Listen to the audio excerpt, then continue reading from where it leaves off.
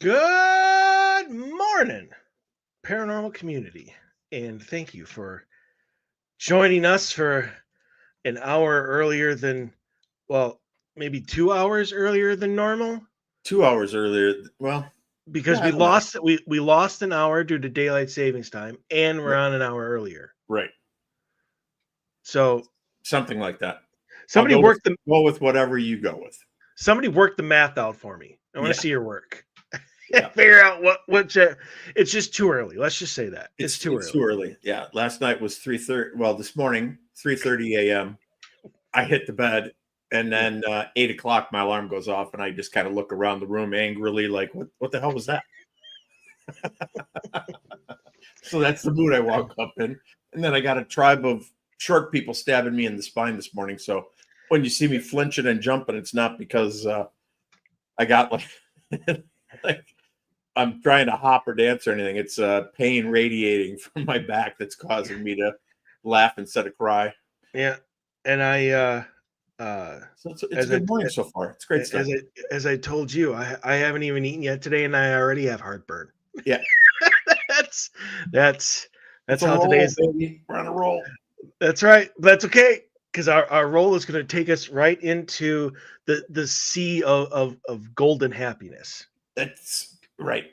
Because we have an amazing guest here for the entire episode. But before we bring him on, I just want to point out that tomorrow, which is Monday, Mhm. March 10th, is my paranormal team's 10th anniversary. Yay. And there was so much enthusiasm in that. And I get it. This is your back. I'm not gonna, Oh, I'd be much more enthused. Trust me, if my yeah. I that's what I'm saying. I'm not gonna take that personally. No, But it but wasn't personal at all. but the good thing is that we are going to be investigating, doing a special 10th anniversary investigation tomorrow night at the Wabasha Street Caves, to which you, Mr. Soren, are going to be joining us. So the Northern Lights Paranormal Boys are back The old together school. once again. The OGs are getting together at the caves. We're going retro. Yep. That's right, because it's the inaugural investigation for the new mobile command unit. So Yep. looking forward to that. Looking forward to Uh, seeing it. it's going to be amazing. I was out working in it as I do every weekend, trying to figure the camera system out and how I'm going to do that. But uh, headed to Nicole's today to see it since she lives more in the cities than I do. But yeah, so next week, I'm sure Dave and I will regale you all with our wonderful tales of stuff that happened during our investigation. But I digress. Here we go. Because this guy, and I'm not going to speak for you, Dave, but it's What? one of my most favorite people to come on the show. It's I'm sorry. I shouldn't laugh, but it's just you're adjusting or trying to Oh my get gosh. excited, and it's just sorry. Yeah, I it's okay. should, Oh, but anyway, try. I'll compose myself for the next 30 seconds. Uh, he's an author, a lecturer. Uh, I don't know if you call him a podcast. He'll have to let me know exactly what he considers himself. From a show Tripping on Legends, which is one of the things that we will be discussing a lot about during the next hour and 50 minutes. But most importantly, he's a teacher and a paranormal investigator. Please welcome back to the show, Mr. Christopher Balzano. Happy anniversary. Well, thank you. You're welcome. You're welcome. Welcome. I'd like to add one change to my. Now, you don't have to work the graphics or change anything in the graphics, but I like to say that I am a reformed paranormal investigator. What does that mean? I'm glad you asked. We're just going to hit the ground running here. So, I did investigating for a lot of years. I've been doing this for about 30 years now. Yep. And probably about 10 years ago, I just got tired of the, like you were saying, your 10-year anniversary of your group. I wrote a book called Picture Yourself Ghost Hunting, and I had no say whatsoever in what the book was titled. The Picture Yourself was part of like a series kind of book, right?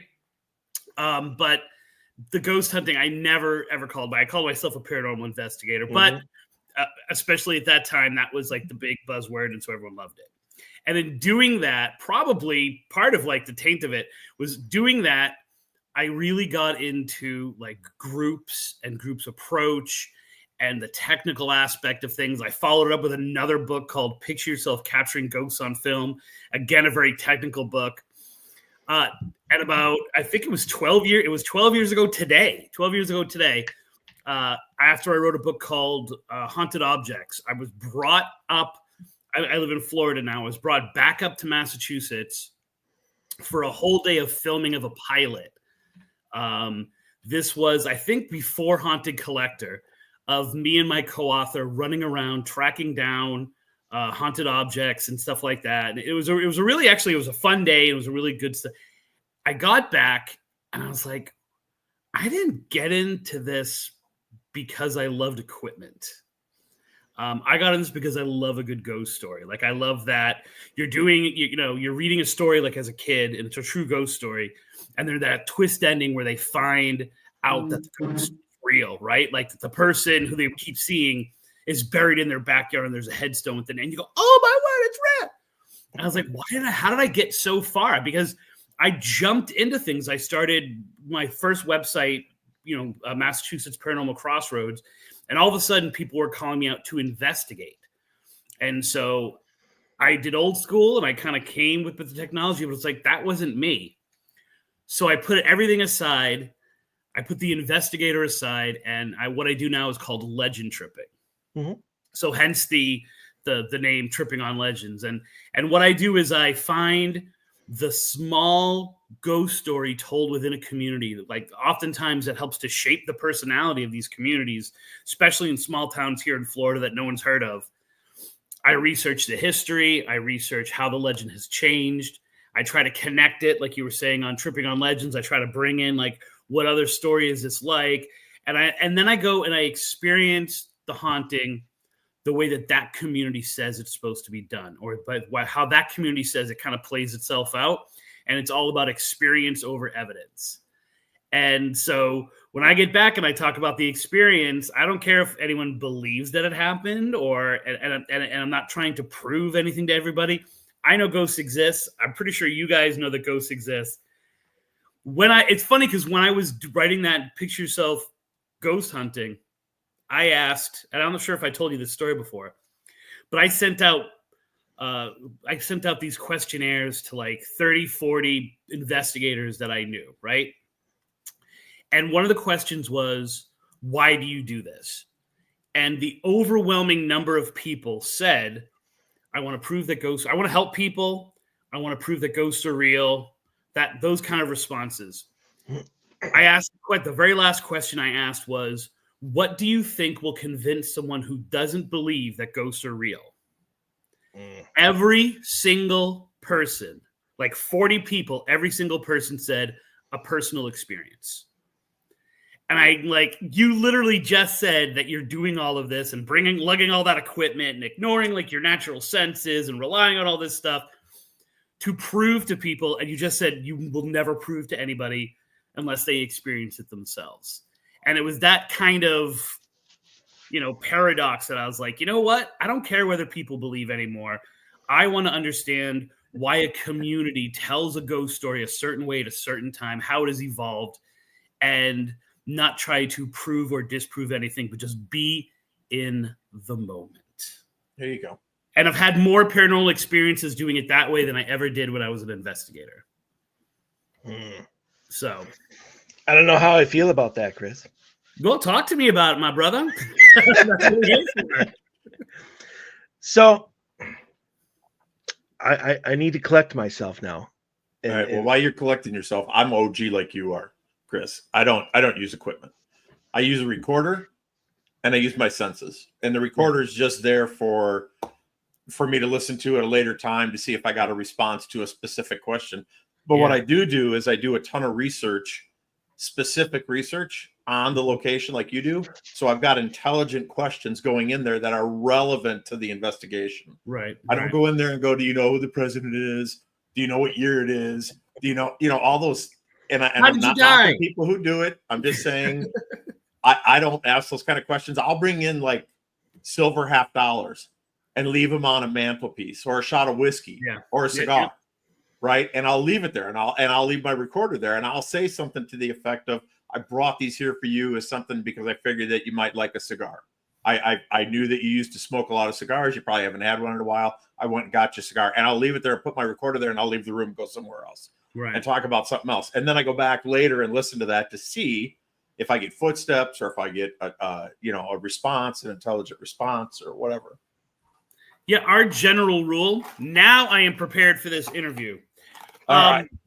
Our general rule is that on the way home, I was that guy who spent hours in a darkened room watching for little flicks to see if I could possibly catch like that there was something on the visual of a voice and going in and turning it and amplify. If we plug it into the car on the way home, if we don't hear something at that moment, like driving home with a volume turned up, I don't go searching for the EVPs anymore. And so I might have hours and hours of ghosts, telling me where to go, shove it. But I don't hear it because that's not what I'm doing anymore. But I of all the things, I'm a total non-photograph person. Of all the things that I do hang on to, it is those EVP sessions. Because I think that those are almost like passive, right? Like I put the tape recorder down, I go do what I do, and as opposed to spending the bulk of my time in this place with my head down looking at something, trying to tell me what my senses chances are would pick up if I was just, aware and in the moment. Right. All right, Mike, go ahead. So I know why Mike's sitting there like that because he's got like $50,000 worth of beeps and whistles and buzzers and lights and flash. So he's completely not on the page that you're on. Well, here's the deal. Like, and then I'll let you respond. Maybe. Here's my deal.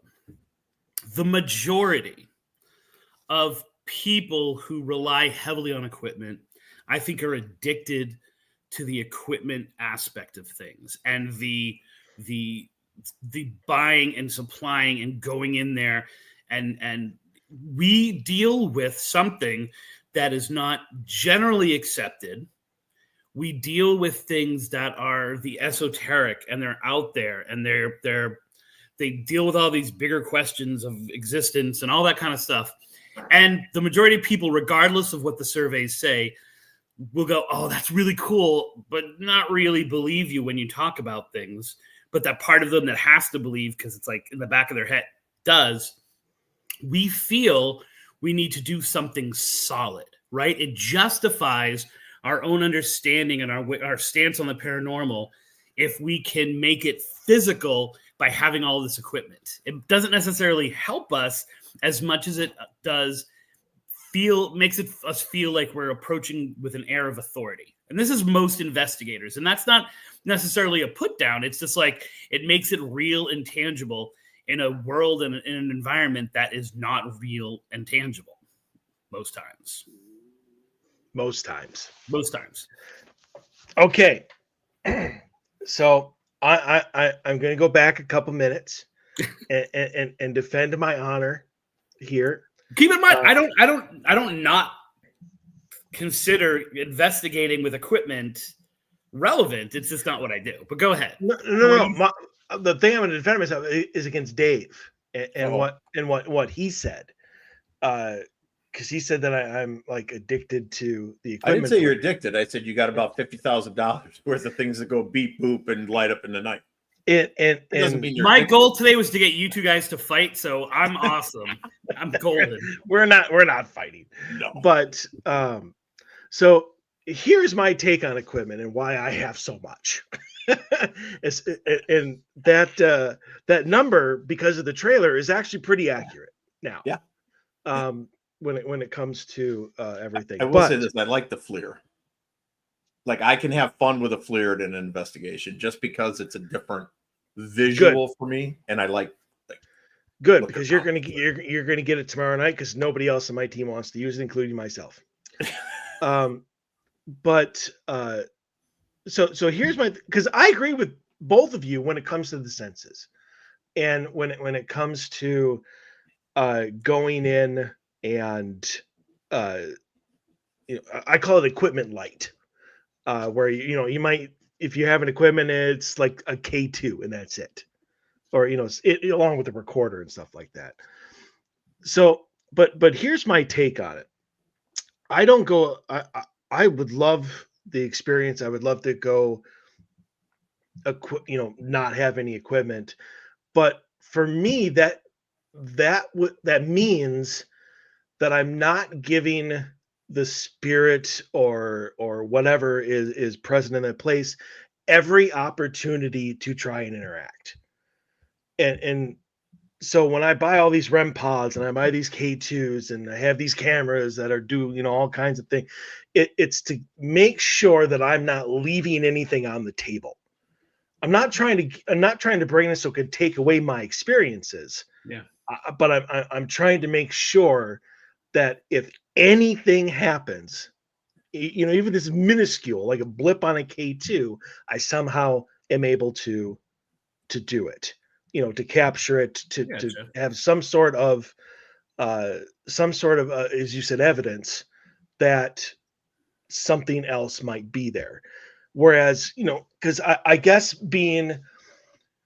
taking on clients, you can't, at least I don't think so. I never tried it. I can't go to reveal and just be like, well, this is all the stuff that happened to me, but I got no evidence of it.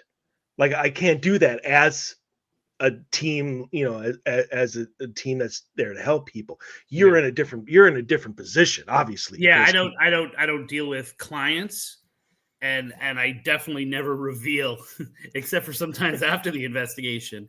And I think that's it. Like I've been called upon by friends or friends of friends to, like in the last 10 years, to check something out that they're concerned with. Mm-hmm.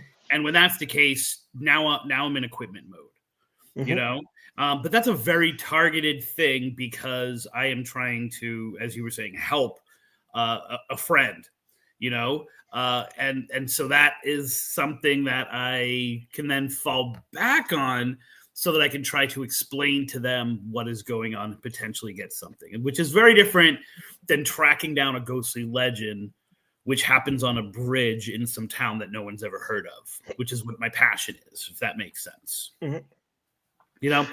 And oftentimes what I find is that, there are a few paranormal investigators in Florida that I work with. And it's just very interesting when we go to the same location.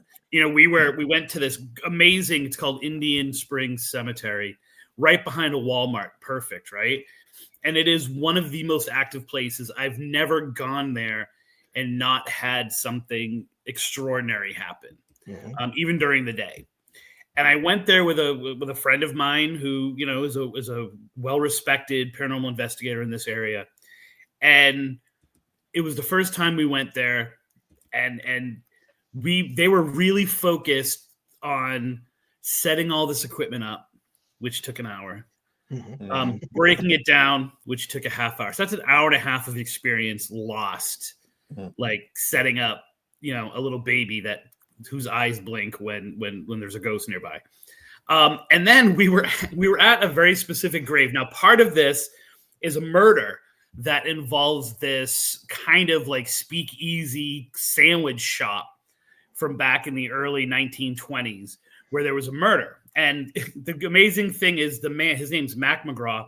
He was murdered in this place, which was nicknamed the Bloody Bucket, because they would take moonshine and do equal amounts of moonshine and like syrup that you put in like old soda fountains kind of thing, like soda shoppy, to create this like pretty much, schnapps. Remember old Purple Passion? I'm not sure how old you guys are. It was like Purple Passion, but like 27 times stronger. Ugh. And he's murdered by someone who's supposedly robbing the store, who shoots him 8 times. That's okay. And then he gets 3 That's shots. excessive. Yeah, he gets shot. He gets 3 shots off himself, kills the man. Only 1 gun is found. And it's pretty certain that this guy named Dick Wyndham kills him, right? Because he was having an affair with his wife, whose name is Ma McGraw. So when you go to this cemetery, you have Ma McGraw's right here, Mac McGraw is right here, and Dick Wyndham is buried in between the two of them. So literally, not only are you buried, is there someone between you and your wife? It's the man who killed you, right? And so we're there in the cemetery, and part of our legend trip, I would never do this myself because I don't drink anyway. We went to the site of the original store, which isn't there anymore. And I drank strawberry soda, and my partner drank these little like horrible strawberry, margarita can things. Mm-hmm. And we had like a whole case of them back there, right? And so we went there and we're investigating, and I'm just trying to be in the moment. The investigators are there, and they're using a spirit box. And the spirit box, in addition to saying dick a lot of times, so I'm hoping it wasn't referring to me, but it was talking about the murderer, it's kept saying drink, right?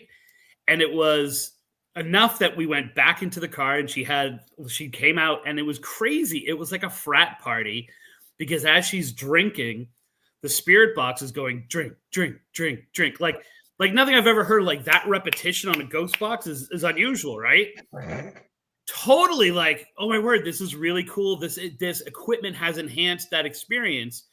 And then all of a sudden, in another haunted part of the cemetery, I started seeing these shadowy figures like jumping into this area, because we could hear growling from the woods, jumping into this area known as Babyland.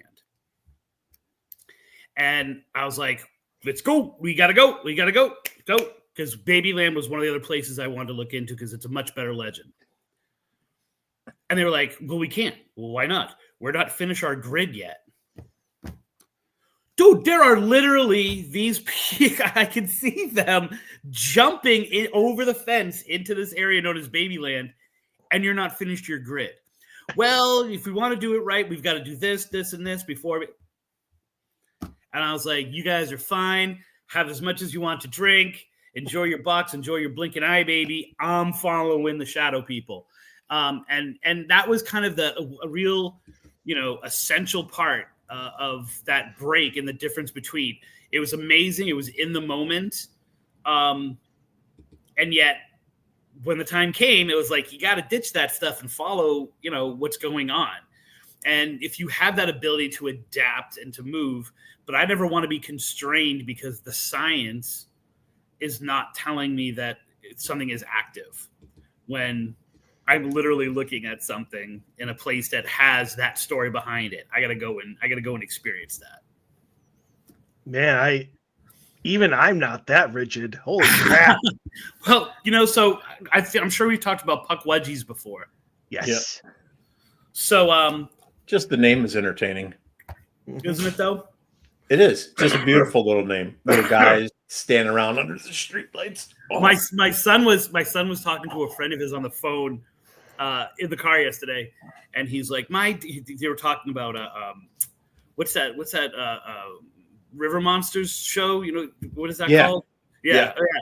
And my son's like, yeah, my dad is the leading authority on puck wedgies, and I'm like, dude. And then he literally goes, hey, Dad, are you still the leading authority on puck wedgies? I'm like, I'm not sure I ever was, son. But after I aired an episode of that old show, Paranormal State, where I was on talking about puck wedgies, like I was flooded because so many people have had these experiences. And there was this woman who called me, who I ended up being in touch with for years because it was an ongoing thing. And she was in like Essex County. So if you can imagine Gloucester, Massachusetts, if you've ever heard of Gloucester, perfect storm. And she was telling me that she had brought in a group from TAPS like an arm of taps to look into these weird things that were going on in her house. And she was asked to go outside. First of all the stringent rules sometimes of investigators are hilarious to me. She had to go outside. She was not allowed to be in the house during the investigation. So she's out there smoking a cigarette, and she's seeing this figure walk through her house with what seemed like a Pukwudgie on a leash behind him. Something I never heard of. Like, what? Like Pukwudgie pets? What's going on here? And she's watching the investigators go through, and the same kind of thing. She ran in and said, there's something in the kitchen. And they were like, that's not part of our grid right now. And I was like, and then, probably my favorite part of that story is they left, or they were getting ready to leave. Her computer turned on, this is crazy, went to the website of the investigative team and started clicking through the different profiles, right? And they were like, well, I'm sorry, we're packing up. We need to leave. And so it's like, now those are extreme examples, but dude, if the ghost starts researching you, you stop, pop some popcorn, right? Or you try to have like an impromptu Ouija board session with a Word document, like and that inability to improvise and that stringent, like how you said that like strict. That's the stuff that really, it's like, it's not like I'm anti-equipment or anything like that. It's when equipment gets in the way, or when equipment is used to say, for example, well, I was here and I didn't get anything on any of my equipment, but you've been experiencing something for 5 years, like, no, your house is not haunted. That's the kind of stuff that just like riles me. And the more you, experience other groups, like other than the best practices kind of play people, the more you see that kind of thing, and it starts to aggravate you in all forms. Okay. But I totally like your thing of like, I want to give it 87 different ways to communicate with me if it can. I like that. I've never heard someone articulate it that well. Good boy. Anyway, so this is something that I've been, because I have all of this equipment, I've been trying to see in which way works best because my team and I have done multiple investigations where we, like I said earlier, go equipment light. And when we do that, it might be a K2, but otherwise it's like recorder, a camera on you, just to make sure that if something does happen, we can prove that it wasn't us, like a disembodied voice, something like that, an EVP. And that's it. And then we go and we try and investigate like normal. Only the equipment is not there to distract us. Do you, and I haven't come to a conclusion yet between going full force on the equipment and then going equipment light.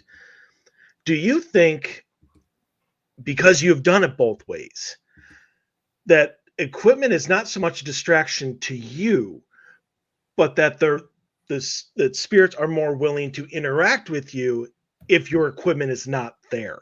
Like, do you think that is in some sort of a spiritual deterrent for them, as opposed to you just walking in with a chair and you sit down and you're just there to talk to them? So there was this in the Bridgewater Triangle in Massachusetts, there was this ridiculously haunted, it was EVP Central. It was a former mortuary. And so they had prepared a lot of bodies there. And in addition to that, it was right on a retirement home where there were a lot of people who were passing away, right? And this house was incredibly active. It pretty much was like Florida, right? Like everyone was passing away right in this community right behind the house. There had been a plane crash that we actually got EVPs on. And I don't know if you've ever heard of Mike Markowitz. He's from Massachusetts. He's just known as the EVP guy. Like, the dude's ears are amazing, but he also has this incredible setup. And he set up microphones all throughout the house. And at some point, during it, he had very, very clear EVP of what sounded like a child kind of talking and singing a little bit. And then another angry adult going, shh, they're listening, right? And I have the same experience. I do a tour in downtown Fort Myers, Florida, where there's like an artist shop, like an artsy fartsy shop, and they are constantly hearing whispering underneath the music that they're playing. And so one day, to try to catch it, they turned the volume off of the radio of the music in the store really quick, and they heard shh, as if one ghost was telling another ghost to stop because now they're paying attention. Mm-hmm. Both of those incidents kind of point at the fact that while some spirits might want to make contact, and that's their mission in death is to make contact or whatever, maybe they're just trying to like be there. And the actual fact that you're bringing equipment trying to capture the idea that they're there might be a turnoff, you know? And so there's that one part of like, well, I need that evidence. I need some kind of proof of this. And then the other part of it is, you know, the very proof that I'm trying to get might be the thing that turns them off. I can tell you time and time again, stories of ghosts that literally are seen like fleeing an area or hiding behind something. You know, you were talking about the FLIR camera. I would say, I'm not even kidding, 60% of the time I've gotten a reading on FLIR, it's been something hiding, right? Or something darting someplace, or like that little whoop, like little rainbow of something right behind like a table, you know, or something like. And so there is kind of this, you know, this bulk of evidence that proves that, or that hints that many of the spirits that we are looking to prove don't want evidence out there, or they don't want to have that kind of confrontation. And yet, if you put up a xylophone, they'll play that xylophone all night long. You know? So I'm going to put a I do feel some of them are avoiding contact because of equipment. Yeah. I'm going to put a pause in here for a second. So we've had this discussion countless times, right? And so I want to get your thoughts on this. Do you think that there is possibly some unwritten rule on when you pass over that you're not allowed or not supposed to interact with the living anymore? Like, I think maybe something bad can happen to you. Like maybe they're like, get away from that energy because that energy is toxic, or, you know, maybe we are toxic. Who knows? I mean, I don't know what the answer is, but I'm wondering, what do you think? I think a theory like that at the Sam West house in the triangle that I was talking about, it seemed really clear that it was an older person ghost telling a child ghost that we don't do that when they're listening, or we don't do that when they're recording us. But I think maybe more, and we don't think about this or talk about it enough, or have in the back of our minds that the way that the ghost feels about themselves and their world as a ghost is formed by what their beliefs were in life, right? Like the reason why there are so many Civil War ghosts was the rise of the idea of, I can't remember the Latin, but it's Latin for a good death, right? And a good death, with the rise of spiritualism, came this kind of idea that you had to die a certain way if you wanted to find peace. And so you had to pass down some information. You had to be whole. You had to make contact or say something wise and informative to people around you, to the point that soldiers in the Civil War would carry pictures or symbols of their family.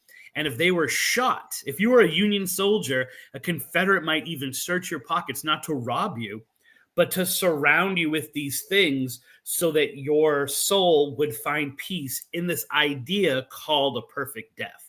And so many Civil War ghosts are potentially because it was the first time you could cut off someone's arm, leave it there, and then send them home, right? Or that you would amputate, or that you were dying so far away from home, and so you didn't get a good death.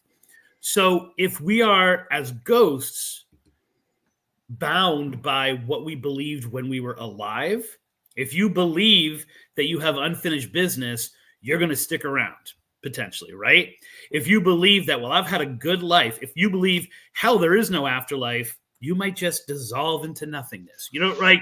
So I think not only, I'm not sure if there's like a, handbook for the recently deceased out there that they have to follow these rules or they get some kind of demerit if they break these rules. That's potential. Like I think that could be, but I think much more it's that their afterlife is formed by what they believed in life, and I don't think they gain any other knowledge and go like, oh crap, that wasn't true what I believed. I'm gonna go on now, and then there's a lot of anecdotal evidence to kind of back up this idea that, oh, when I was alive I thought this way, and so now this is how I am as a ghost. So a couple weeks ago, Dave and I did a show on religion and how they look at like the afterlife and death and stuff like that. And I was amazed because I knew that if you were Catholic, like they have a very strict, you don't, living, don't talk to the dead. You leave the dead alone. But there's at least like what, 75% of the different religions that we looked at, Dave? Yeah. Would you say that? Yeah. All said, Catholicism. Yeah. yeah, all said that it's a sin for the living to speak to the dead. So on your theory, because I agree that if the traits that you hold in life, you hold in death. So if you're a good, kind person, maybe you're protector of your children or whatever, you're going to be that in death if you remain here. And if you're an a-hole, you're going to remain an a-hole. So I mean, but do you think that if your religious beliefs say you don't talk to the dead, do you think as the dead you have the thing of you don't talk to the living? Yeah, I mean, I think potentially. I mean, it's so if you, because what half of those religions that you were probably talking about, they're driven by guilt, right? And so there's this idea that, so if you're a Christian, if you're a Catholic, I'll talk on Catholics, and you die and you're a ghost, right? Your belief is probably like, oh crap, this is purgatory, right? Meaning, if I'm inches away from hell, right? Like I got to work stuff off, or else I'm going to end up in hell, right? And so you might be weary to talk to the living because obviously you're a sinner, and you've done something wrong, and you don't want more of a light put on what you did, and so that sadness or that grief or all those kinds of things might be the kind of thing that makes you not want to talk to a person. And yet you have some kind of spiritual footprint that people are sensing, if you think about, like a mother who gets it's always the mother who gets like too actively involved in her kid's life. Right. And it's like, dude, just back off. Like you can't help it because your human nature wants to do things. And yet, in the back of your mind that it's not the right thing to do, and yet you can't stop yourself. And so you leave that kind of mark there. And so I think that there can be this idea that if I'm not in heaven, if I haven't found salvation, whatever religion points to kind of like the end point of your existence or earthly existence, if I'm not there, I've done something wrong. And is interacting with these people going to make it worse? And yet I can't not, for either because I'm there and therefore I'm being registered, or I can't help but like put my fingers in the pie of whatever the living is doing. Does that answer your question? No. If no, not at all. I don't know if I have more questions, but on the concept of that, right? Sticking on that same train of thought then. So, the famous story of Houdini saying, yeah, right, when I die, I'm coming back. I am going to prove that there's life after death. So why has Houdini never, ever been able to break through and communicate with us? Because he went into death specifically with the idea that I'm coming back to prove that that shit exists. But yet he's never, ever been able to do that. But to your point, we've got a hotel here in Minnesota that you can go to. It's an old hotel. It's an antique store now where I did the shave and a haircut knock. And two guys down the hall, and there weren't two guys down the hall. And the one guy goes, "Don't do it. He's just fucking with us."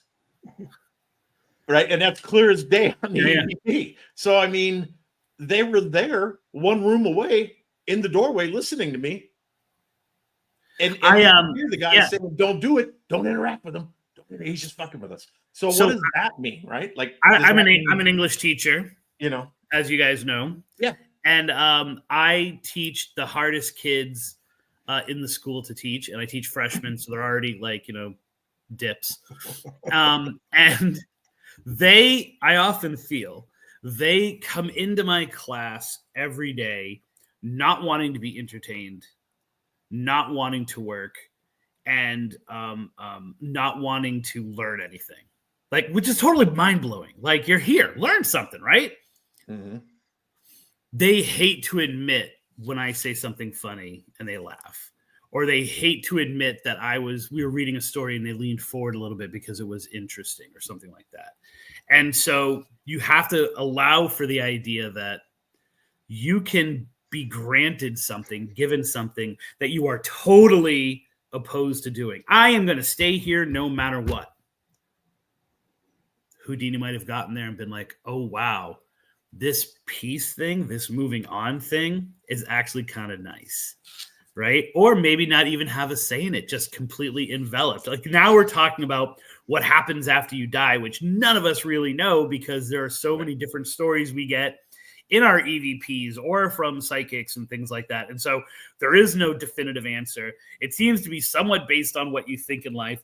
But the idea that that someone's not there who said they were going to be there, they might have gotten there and realized, you know what? Like, going back, let them deal with it themselves. Yeah, I'm good. Yeah, no, I'm good. Right, exactly. Right, this is heaven. Right, this is utopia. Yeah, and then why would I want to go back to what that shit that I was dealing with before?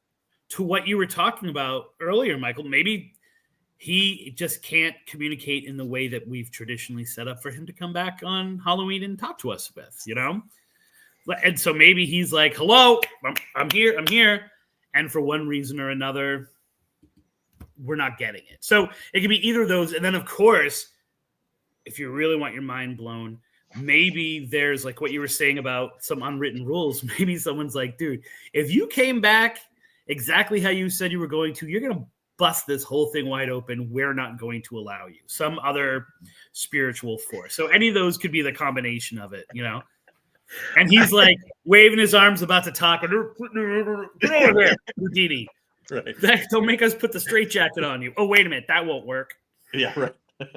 I love the fact that the theory is that other spirits are like, if you perform tricks for these people, we're all going to have to, and we're not going to allow that. Yeah. And the funny thing is that I've encountered it in multiple investigations where there's like one, I don't want to say all powerful being, but there's like one entity in a place where there's multiple, and they're all like, "Nope, there's going to be no, you're not allowed to interact with these people for whatever reason." So one of the most traumatic moments of my life was when I was playing 8th grade basketball. And yes, I played basketball. And I was at practice. I had a dad who loved me, but didn't show affection, stuff like that. We're not tough crazy, love. but and so he came in to watch the end of the practice, to pick me up at the end of the practice. And he saw me, right, hugging the coaches who were all dads of my friends, right? I hugged them all the time. And we got home, we pull into the driveway. You'll appreciate this, snowy night, right? Minnesota people. right? And he stops the car, takes the key out, doesn't open the door. He's looking straight forward. And he goes, "Stop hugging people. They don't like it." And I didn't hug anybody for like the next 25 years. Right? I mean, it was that. And so I think your one particular very strong spirit mindset might be that we cannot do this. And because of their authoritative impact, they influence the lesser spirits that are there and their belief system for whatever it is. I'm not performing. Well, I'm going to shake that shit up when I get over there. Just so y'all know. You say that, but Houdini has proven that you can't do it. And so I think it's one of those things where dominant personalities dominate. That doesn't change. And so their belief system might be, we do not communicate with them, and they pass that along to the other spirits. And it always does seem to be the one that comes out the strongest, right? The one that pushes the other energy that's in the area out of it, that has that negative, like, don't interact attitude. And it's never like a little kid going, "I don't want to talk to you." That might happen, but it's never that one saying, "Hey guys, don't be talking to them." It's always an older, it's almost always a male. Tell me if this fits in with what you guys have experienced in your investigations. And so it might be that grumpy person that's like, we don't do that. And that influences whatever else might be in the area. So then I had to get that dad thing off my chest. It was bothering me today. So if it goes that route, I hug people now, though. Well, that's good. Yeah. If it goes that route, then we're right back to where the question was earlier, that there's some sort of rules that you're not allowed to communicate in fear of some sort of repercussion. Or just a guy doesn't like to communicate. Like, there's no rule against hugging, right? Well, and yet let's still, say that that's what I was Hitler- told okay. not to do. You know what I'm saying? Well, like, Hitler's dead, right? So let's take Hitler's ghost. okay. Obviously, you've got millions of Germans were mind melded by him and brought into the fold of, we're the superiors, blah blah blah. Just using an extreme example here. So in that situation, if there was an area where you had 100,000 dedicated German soldiers and Hitler's spirit, I can see that Hitler would be the dominating force, and 100,000 soldiers are going to fall in line and do exactly what he says. And if he says don't communicate, they're not going to communicate. But if you go to a cemetery where you've got 1,000 different people from 1,000 different homes, all the way from the most nurturing mother, cookie baking type of grandma, all the way down to the sociopath pedophile, right? Just to take two extremes. Somewhere in that mix of those 1,000 people, there's going to be somebody like me that's going to be like, "F you, man. I'm going to do whatever the hell I want to do. And what are you going to do about it?" Yeah. Right? So, yeah. So, we're throwing theory after theory after theory out there, but I just think, there's got to be some sort of, we have caught way too many EVPs over the course of 40 years. I've got way too many EVPs that specifically say stuff like, "He's listening," or something to the effect of, don't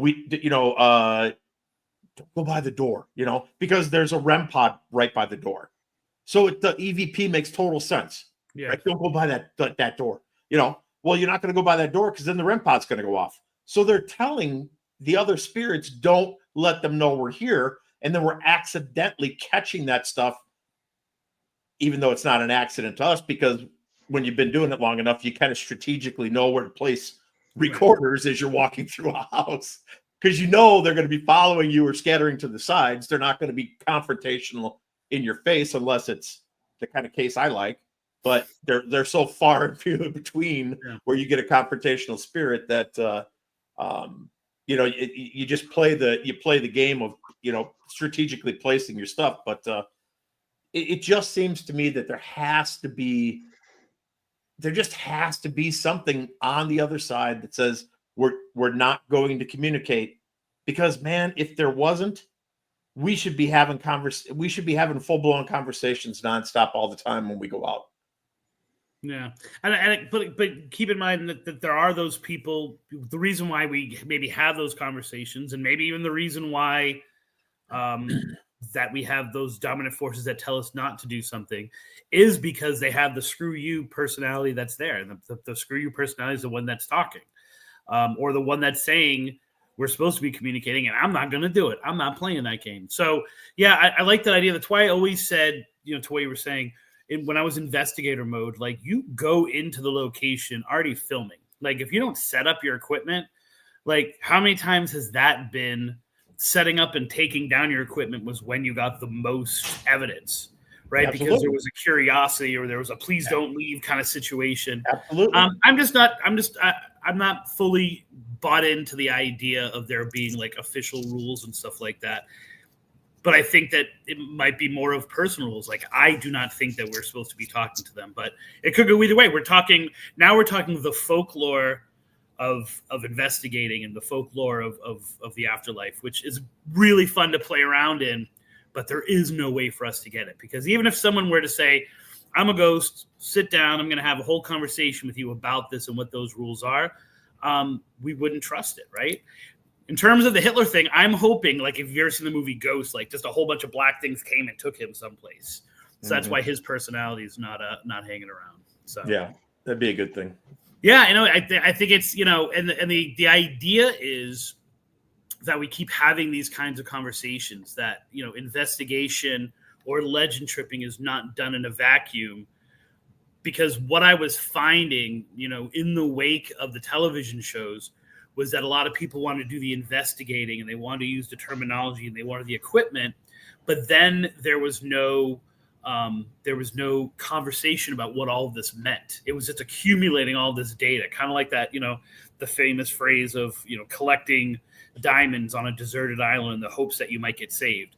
People weren't having conversations. And my belief was always, I thought that legend tripping was a better entryway to having discussions, because it wasn't necessarily about what the evidence you got was, but what the experience or the evidence you might have captured is or means. So it's really great that you guys are doing both of those, investigating and like having conversations about what it all is about and what it all might mean. But the thing is, I don't think we're ever going to have those answers. So no, we won't. But it's like interesting to talk about, because that proves that your mind is active, and maybe the whole reason why we're doing this is not for them or to prove anything, but to start having those kind of both spiritual and scientific merging conversations that elevate who we are as people on a Sunday, on daylight savings jumping day, when everybody's still sleeping. When everyone's still sleeping. Yep. They'll be catching it. Not me. I got my Dunkins. Yeah, I see that. You're tripping good. runs on Dunkins. Well, I mean, it worked for Dustin Perry. I mean, he got a bunch of free stuff from Duncan. So by constantly promoting them on Twitter and stuff like that, I never get free anything. So yeah, you and me both. Not even free advice. Not even free advice. I'll give you some advice, and it's for free. Let me tell you something, Balzano. Let me hit you with some knowledge. So, I do want to get into your legends now. Yeah. And instead of, unless you have something more, Dave. No. No. I was throwing things out as we were kind of hitting them so that I didn't have to backtrack, an hour later type of thing. What? That never happens. No, not on our show. So one of the reasons why I really wanted I wanted to bring you back on for a while is,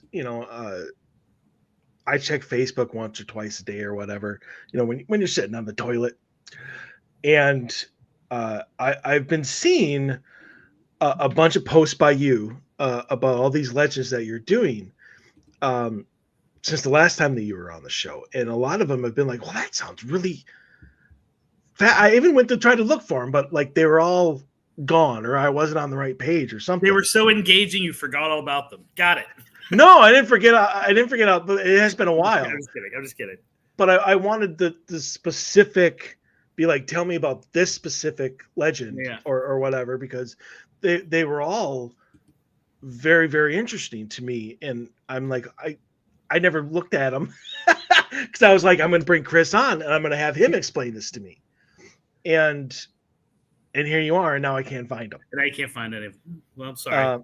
It's quite all right. Like I said, it's probably on the wrong page or whatever. But I mean, obviously, you know the legends that you have done recently. Yeah. So what has been, I guess, some of the more memorable to you legends that you have done recently?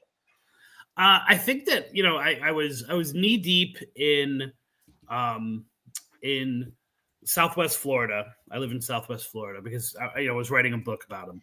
And so I just started, like, as I'm doing that, I always like have a notebook being like, this is an amazing legend, or I heard this somewhere, and I'm writing it down. And I really became obsessed with this whole idea in Florida of like curses, right?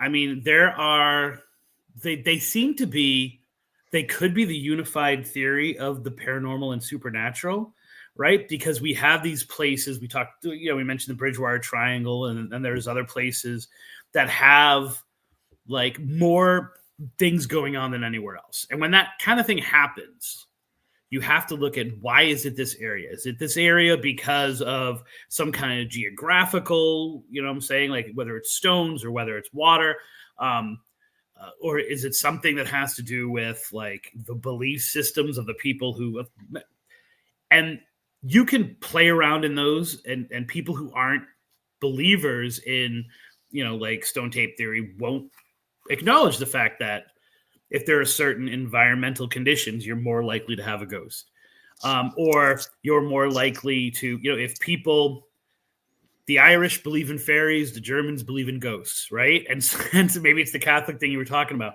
So if you have a huge Irish population, you're not going to get as many ghost stories from that, but Germans are crazy. And so curses seem to be something, I think, because we've all had crappy days, that we think actually have some kind of traction, right? Like if I say to somebody, this place is haunted, their ears will perk up. If I say there's a curse, I believe there's a curse in this place, all of a sudden they're like, tell me more, right? Because we think that, right? That's why we, I'm Italian, like that's why we invented this, right? To get rid of all those evil spirits. And so one of the things that I became obsessed with in writing this book is this whole idea of this conquistador named Hernando de Soto. And he came to Florida. I don't know if you guys know the geography of Florida, but can I still say Gulf of Mexico? Came in through the Gulf of Mexico to a place called Port Charlotte. Mm-hmm.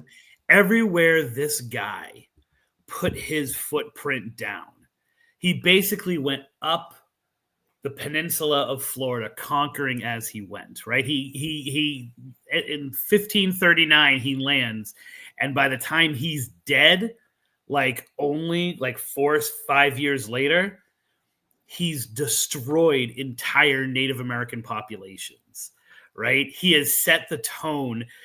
There are some Native American tribes, as you go in the Panhandle, and then like he was the first European to see the Mississippi River, right? He was thought to be a god, to the point that when he died, they didn't even let the guy be buried.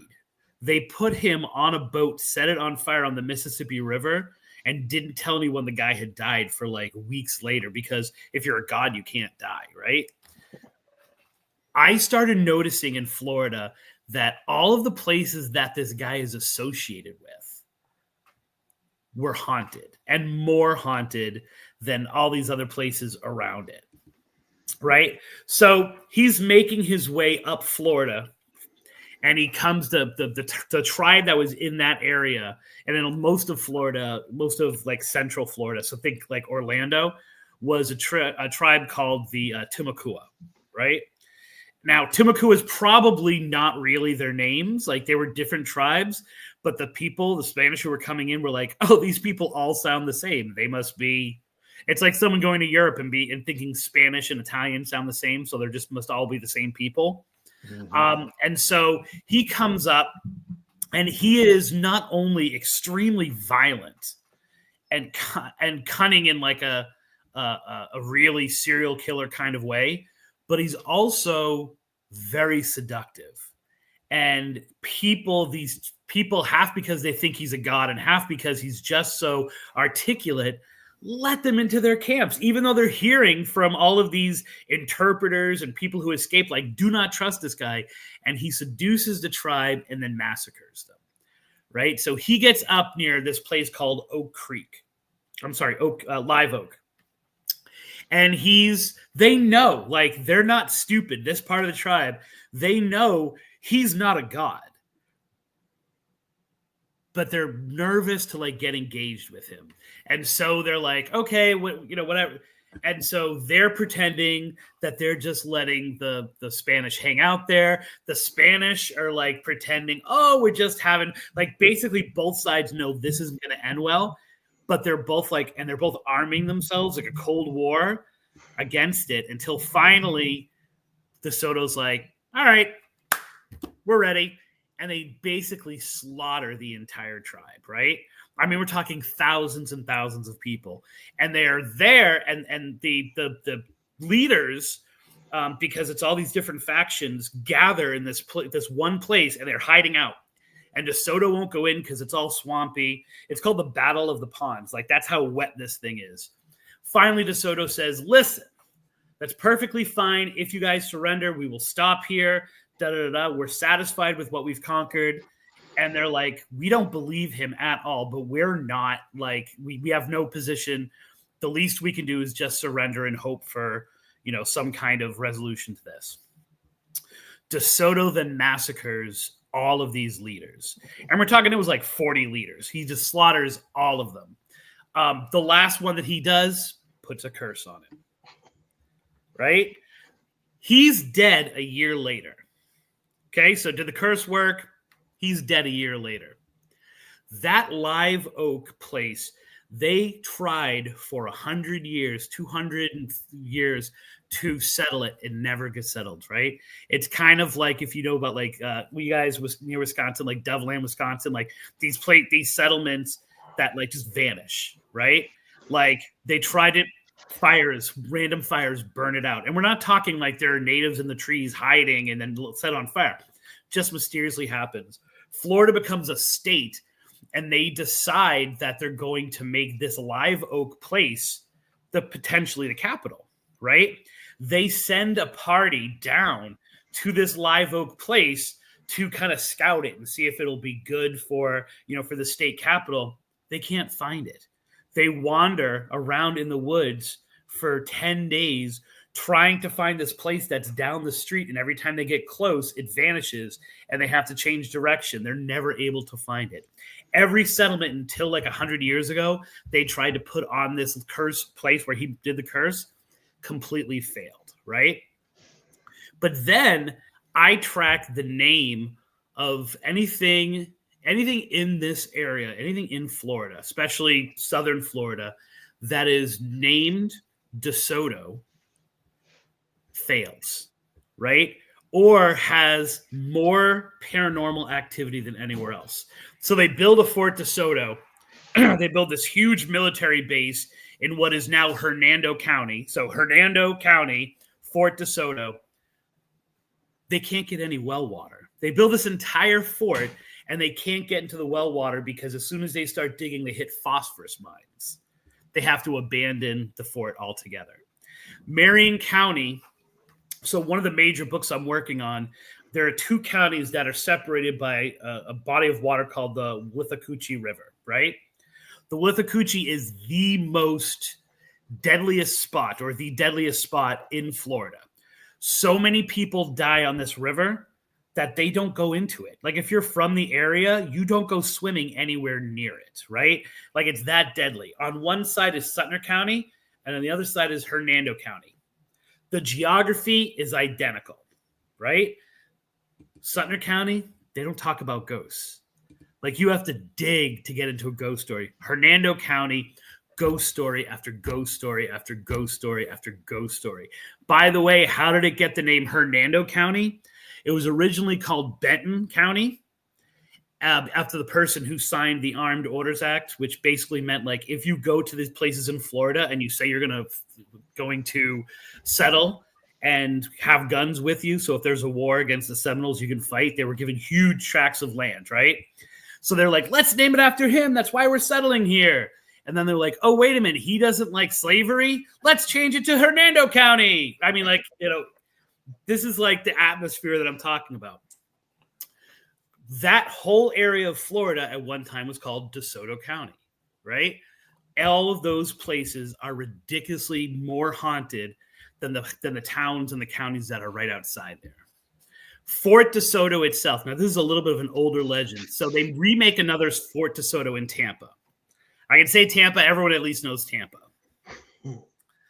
We went there originally because there was a ghost story about a fisherman who flirts with women, right? And then he disappears. It's the ultimate form of ghosting, right? Like, literally, he'll start flirting, they'll start getting interested, and he'll, like, lack of commitment, gets out of there, right? And so we were like, this is great, right? My partner at that time, crazy, ridiculous, hot, right? Like, if someone's gonna, like, flirt with someone, it's gonna be this chick right here. We promoted it so much. We started doing fake Twitter, fake Tinder accounts to advertise the show of, like, which is funny because my students every once in a while will find this Tinder profile of me and it totally sounds like we're looking for a threesome. But, like, all the description are like the legends that we've covered, right? This fort, I call it Fort Inconsequential. It never fired its guns. It never sent out a battalion to do anything, right? It basically was the place where you went if you were being punished in the military. That's how miserable this fort was, right? So, by the way, she did get picked up by the fisherman ghost. Eventually, it went from, like, 2,000 troops to 5,000 troops, to 500 troops, to some dude hanging out having to, like, make sure that everything is okay. Like, they abandoned the base almost completely. It became a wildlife refuge. They kept all of the armaments there and everything like that, and it became a quarantine. So if you were going into the Bay of Tampa, you had to go to, and if you had anything, you were quarantined in Fort DeSoto. Everyone hated it there. As we're doing this research into the history of the base, we've discovered, like, all this, like, the evolution of it and how everyone hated it. And there were these hospitals, right? The barracks, what used to be the people's barracks, became like the houses of isolation for the quarantine areas. And depending on how sick you were, was how you, which is what building you were in, right? So there was this woman, and this is the story that, like, it began as a really fun investigation, like our legend trip of, like, let's go see if we can get you ghost laid. And it ended up being the story of this woman who had 4 children, and 2 of them were really sick, so they were housed in a different building. They were housed in what was the hospital.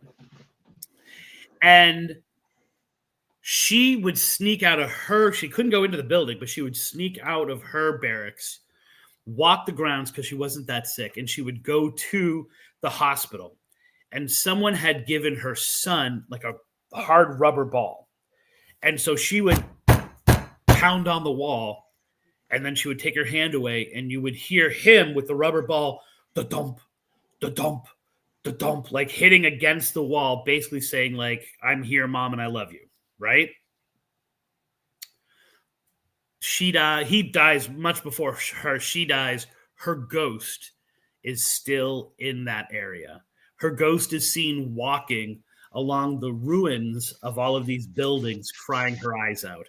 By the way, the scariest bridge in the history of Florida, the Skyway Bridge, is right there.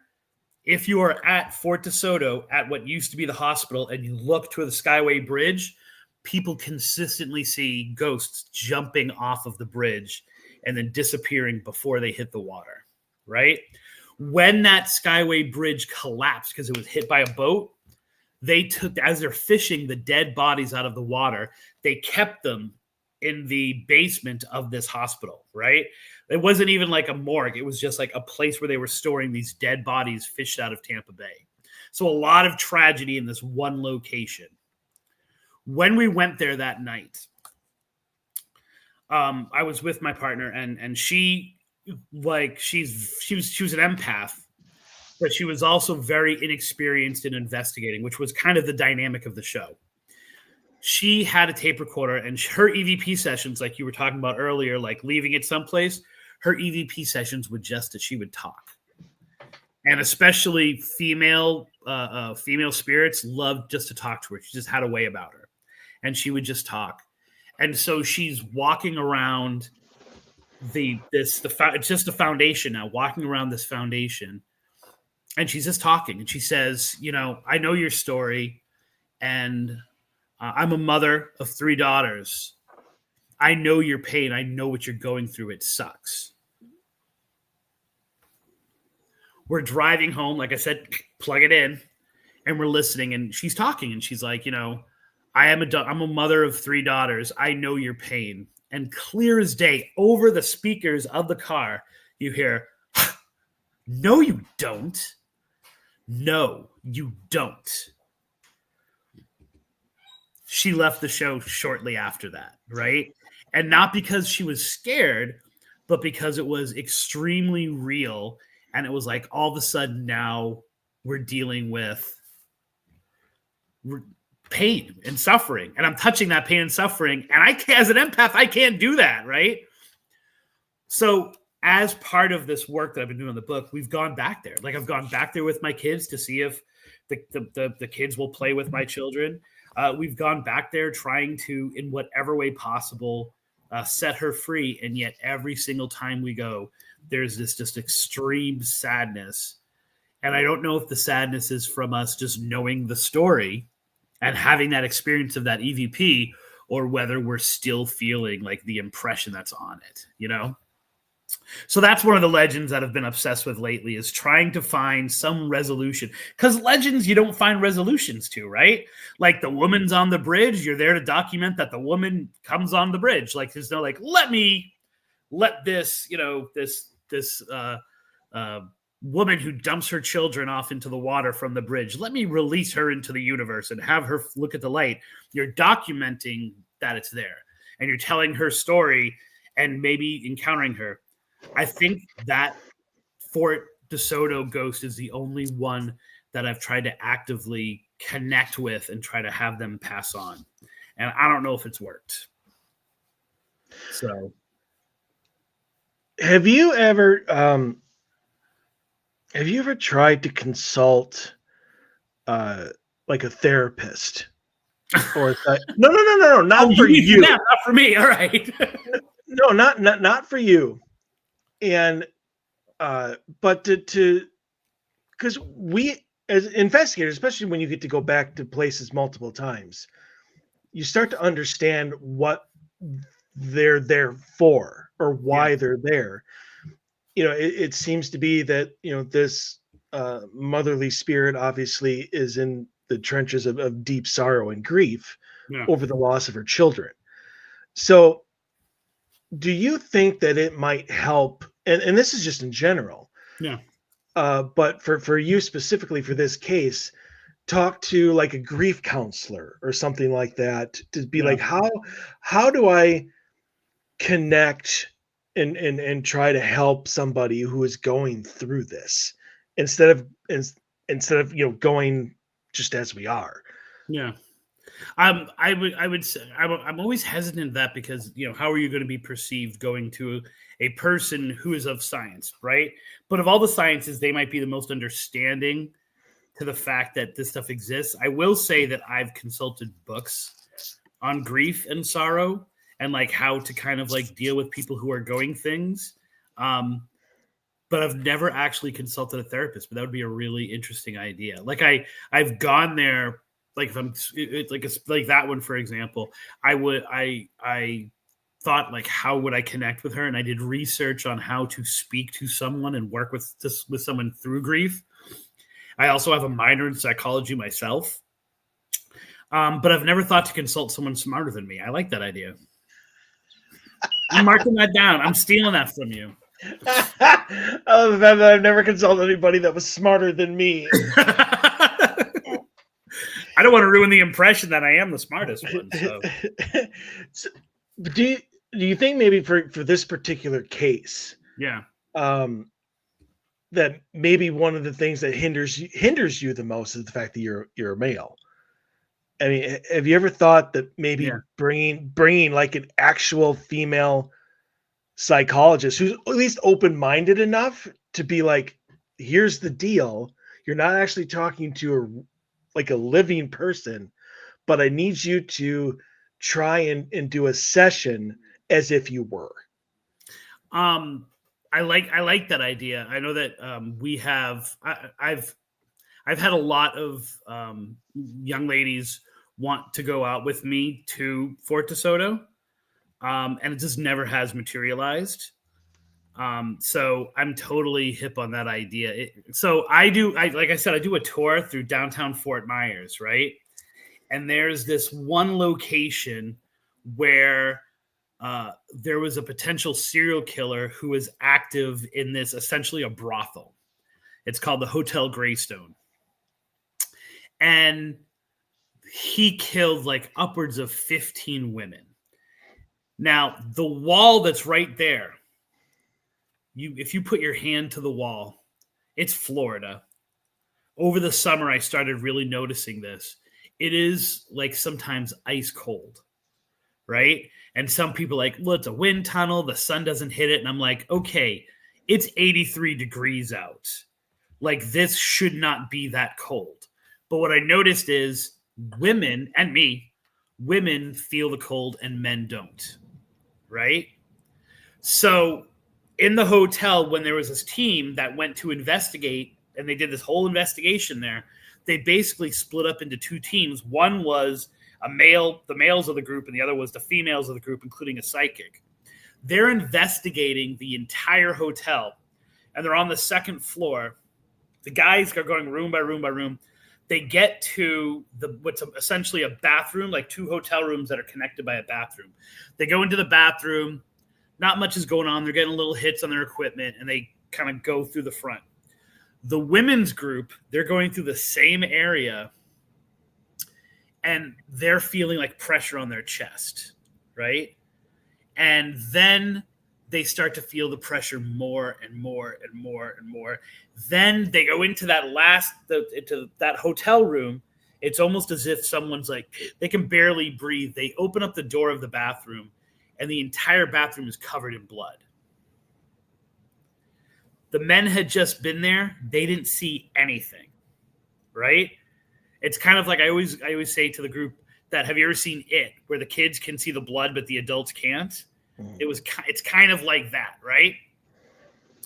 Not only that, there now is something totally choking them and pulling them forward, like into like the shower area of the bathroom. They take off, they leave, they refuse to go back in, right? The guys come back up, no blood on the walls whatsoever. And these were not newbies, right? Like, the woman founded the group. The other psychic had been seeing dead people her whole life, refused to go back in the building.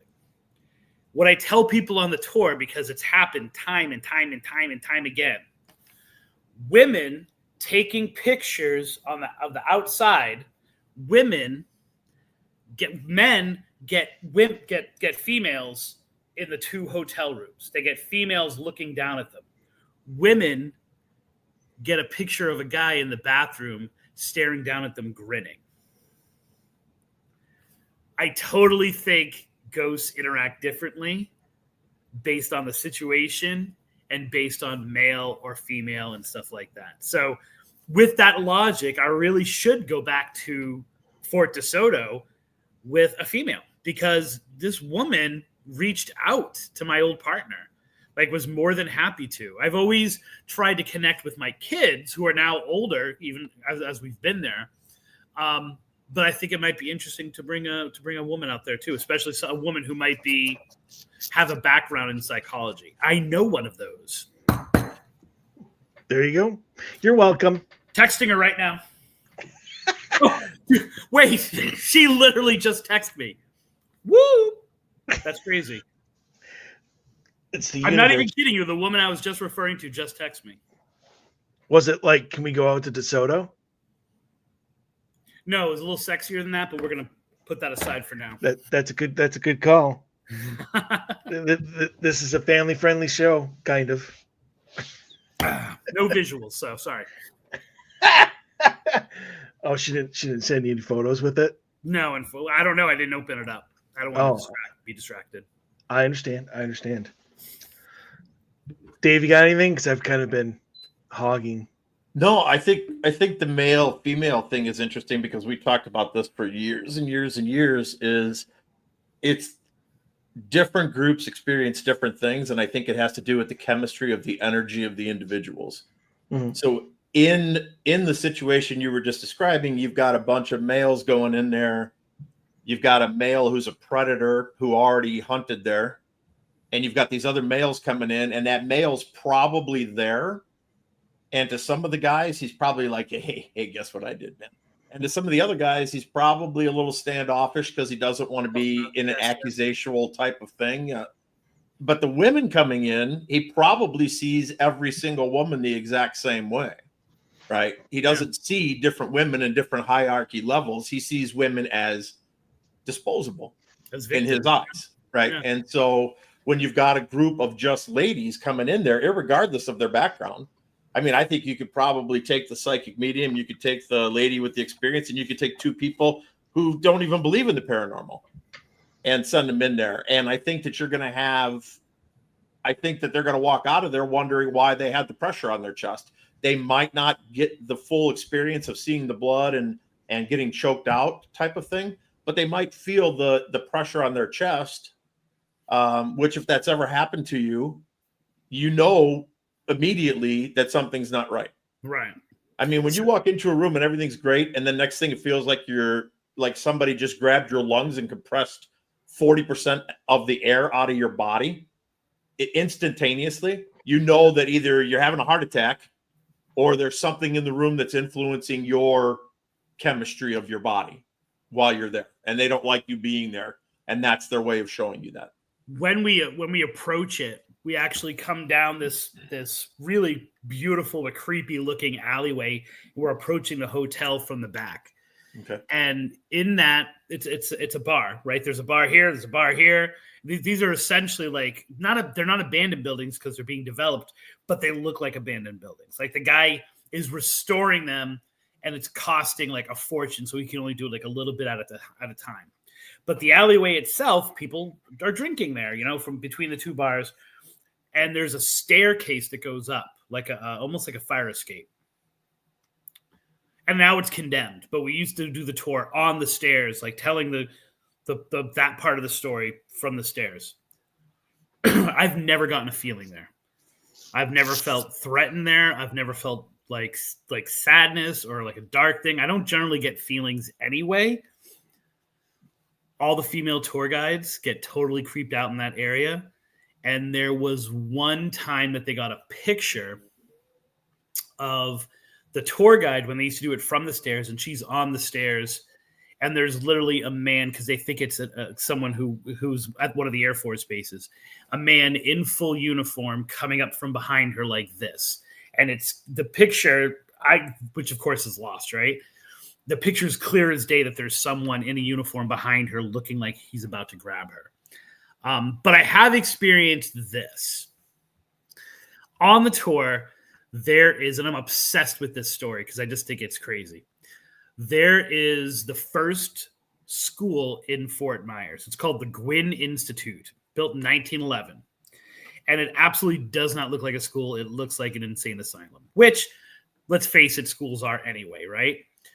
And it's supposed to be haunted by one of the ghosts that are there is the ghost of the first principal, who was this miserable old woman who the kids didn't like, the faculty didn't like, the town didn't like, but she was this was her life, right? She loved these kids.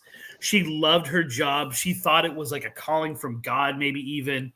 She saw it as part of her mission in life and her responsibility to beat those kids until they obeyed, because that's how you prove that you love and that's how you save their souls, kind of situation, right? The place is so ridiculously active. Like, it's the only place on the tour where I take out a Kindle that has photos of like the pictures that people get there, just because it's so mind dropping. They get pictures of little kids and then also of this teacher. So Fort Myers, horrible historically when it comes to parking, right? Like, there's literally 3 people checking parking for every car. Like, it's crazy. I get the benefit of my daughter and this other guy's daughter are friends, and so I get to park in he has a law firm. I get to park in his parking lot. He lets me. Everyone else gets to it. I get to park in it. It's right behind that building, right? It's literally like every time I go to my car, I've got one eye on the Gwynn Institute to see if I can see anything in the windows. Sometimes in that parking lot, my car loses all power. Like, I go to get into the car has no power whatsoever. I can't even click the door open, right? It's like the battery is dead. The weird thing is all I have to do is wait a few minutes, be patient, click it, and all of a sudden the power comes back. So it's not like a dead battery, right? Like, it's just doesn't work, right? When I leave that place, I know I go around the corner and I have to go to like 3 streets away before I can start using like my Audible or like, you know what I'm saying? Like, before I can get any kind of service whatsoever, even though I drive in and I'm listening to I'm listening to my Spotify. I leave, I can't listen to my Spotify until I get away from the area. I started to notice that when my car wouldn't start, there was one thing in my car that wasn't there. I'm a forgetful person. Sometimes I get home from work and I still have on my lanyard from work, right? My little badge that gets boop, boop, I get into all the secret places of the school, right? Normally, it's hanging from my rearview mirror. I started to notice when I was thinking back, I'm like, you know what? My car doesn't work when I don't have my lanyard that says that I'm a teacher hanging from that window. I think I piss her off, right? I think like during the tour, because I'm talking about what a mean person she is, how no one likes her. I think it's her way of saying screw you. And she doesn't do it when she sees that I'm a teacher, right? So I run an experiment. 6 different tours, 6 different times, both Wednesdays and Saturdays, right? Mixed it up a little bit. 3 times, have the lanyard clearly displayed in my rearview mirror. 3 times, not. All 3 times I didn't have my lanyard, my car would not start. So it's not a male-female thing, but I think when she remembers or at least can kind of acknowledge the fact that I am a teacher because she is a principal, she allows me to go on my way. And if not, she just says, screw you. I'm pissed off at what you said about me. So it's a kind of just like a real crazy situation. It's different than the male-female thing, but it's still kind of like, is that evidence or proof of anything? In my mind, it is. Do you need more than that? Like, that's pretty conclusive, right? And so I think that, yes, we interact with ghosts differently, but ghosts interact with us differently. It's a perfect lock, right? Like, you have to have all the tumblers, right environment, right person, right time of the year, right situation, maybe like you were talking about earlier, right piece of equipment that can perceive it. You know, we think because we're submerged in paranormal culture that this happens on a daily basis, but for most people will go their whole life and not have something tangible that will kind of click something off in their mind that ghosts are real. I tell you what, that's a strong entity that can jack with the field of energy around your car like that. Is it though? I mean, like, I'm with you. And who's stronger? Did you guys not fear your principal? I mean, like it's I spent a lot of time with my principal, especially in elementary school, because I got sent to the office so often. Yeah. I wasn't scared. In fact, he lectured me on the smirk I apparently had on my face all the time. Well, you heard the part where where she liked to beat the kids and everything, right? Yeah. Like she saw it as like her calling from God. Yeah. I mean, I think it is. And it's interesting because in the last few months in that location, more people have been getting a little boy in one particular window. And it seems clearly, like via the pictures, that it's the same little boy. And so one of the interesting things that I always tell the groups when they come is that this all started when the window that the woman is seen looking down from, we went there once and there was construction going on. There's always construction in these buildings in Fort Myers. And they were taking out an in the window air conditioner, right? Which is rare in Florida. You don't see those because everyone's got central air, but this building is so old. It has the old school ones in it. And I always say, like, there was construction. So you start messing with the environment, you start changing. That's main trigger. It's kind of like the whole theme of the whole tour. 2, when you watch TV and you watch all those people with their heads down looking at their equipment, they're measuring EMF often. What's the largest producer of EMF other than your refrigerator? Air conditioning units, right? So you take out an air conditioning unit or put in an air conditioning unit, you're messing with that environment. The other idea is that it all was sparked when I did the tour on a psychic. One of my friends who's a psychic came on, so she thinks it's all about her. She thinks the kids are trying to communicate with her. There are a lot of incidents where children have died in that area, in the general area. I don't think this kid is someone who got beat. I don't think this kid is someone who died, because no one has ever died in this building. Their academic careers have died, but not their actual lives. I think that this is like a safe haven for children's spirits that are in that area. There's something familiar about a school. There's something maybe even protective. You were talking about the strength, maybe even something protective about Miss Hamilton that kind of beacons into that section of Fort Myers. So these kid ghosts who have been known to play tricks on people, push people down the stairs if they didn't like them, maybe they're drawn in by her. Like she has that much power to actually be able to draw them in. Because I don't know why we're doing it. We're perceiving it more now. We're getting more kind of visual stuff with it now than we were a year ago. But there definitely seems to be some kind of safe haven for the ghost children of Fort Myers in this school. Well, how many times have you been there to this location? Like over the last year, let's say, like from when you first started going. No, I'm with you. I would say somewhere in the area of probably 100, right? Like, okay. I mean, we're talking, I'm there 2 times a week, and I've been doing the tour for a little over a year, and I pretty much do all the tours. So it's got to be somewhere in at least the 60, 70 range, you know? So the reason I asked you that is because my thought is, you said that like you're starting to see more and more and experience more and more. And I'm a proponent of the thought that the more you visit the same exact location, the thinner the veil becomes between you and that environment that exists that we can't see.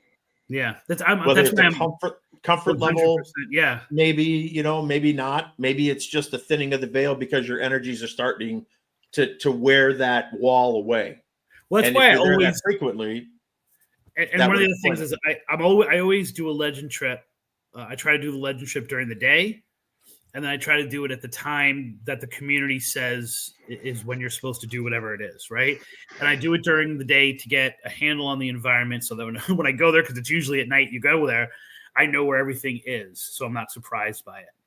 So if we kind of like extrapolate that out, not only like everything you're saying, the veil and familiarity, comfort, maybe like, oh, this guy's not coming here to do something bad. maybe also you just get so used to what the baseline is of that environment that you notice everything more too. Right.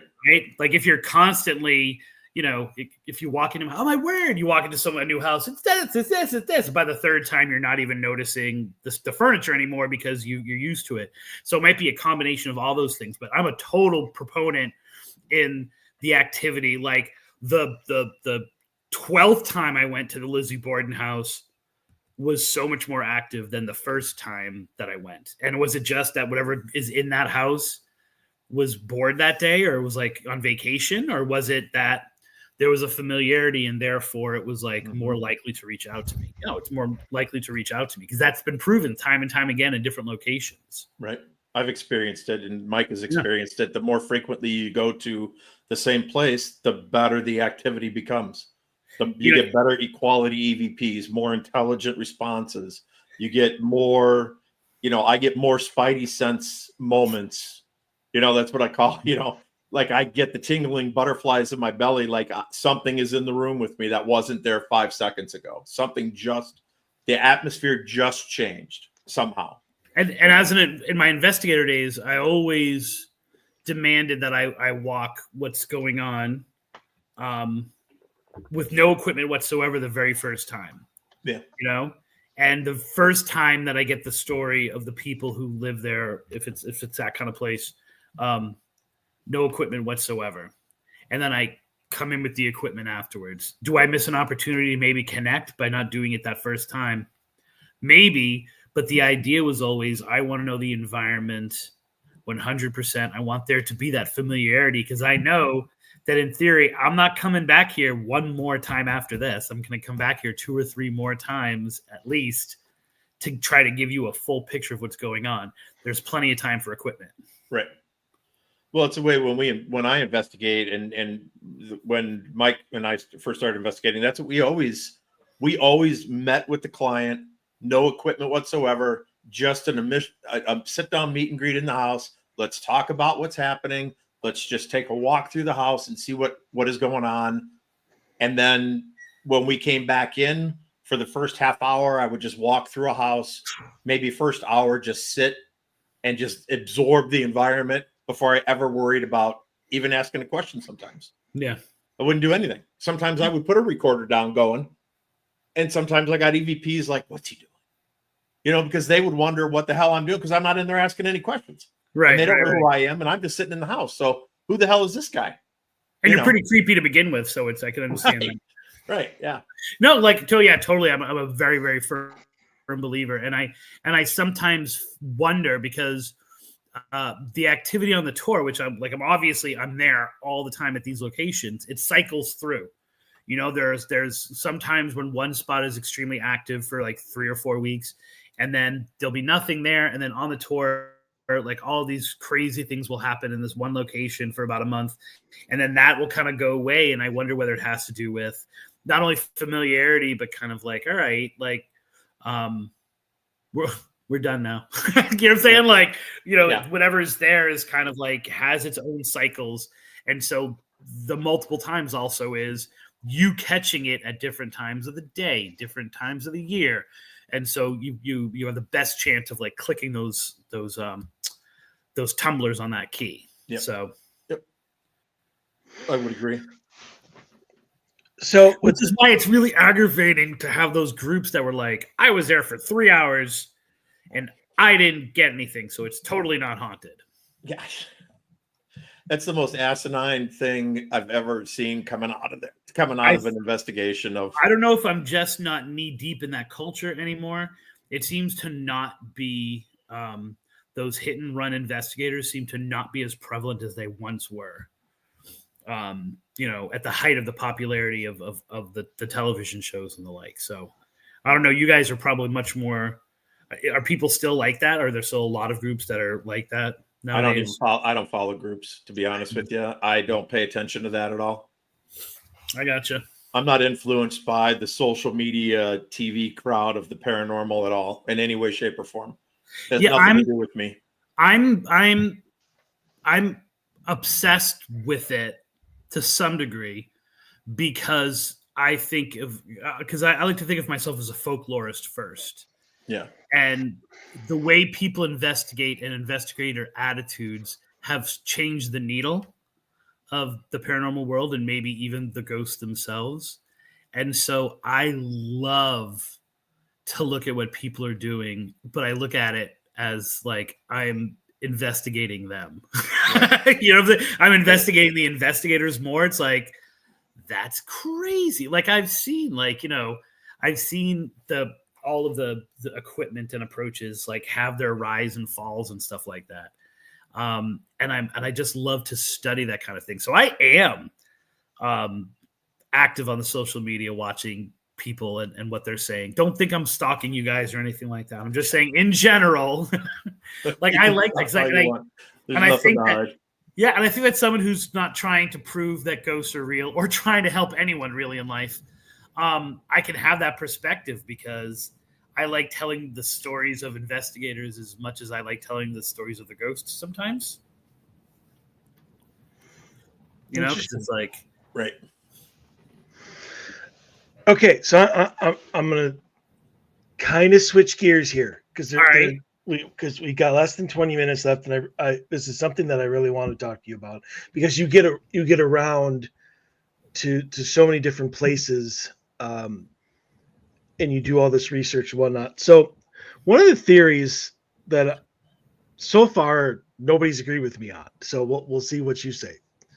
But taking shows like Ghosts of Shepherdstown and Ghosts of Morgan City. I don't know if you've seen either of those. No. Oh well, that makes this harder. But I'll trust your summary of them. Okay, well, so basically, this town brought in two different sets of paranormal events. These happened at different times, but there's two different sets of investigators because the town was going nuts with hauntings and they wanted an explanation as to what was going on. And throughout the course of the season, each show only had one season. They came to find out like all of these different hauntings, there were all these different places were connected through some major event.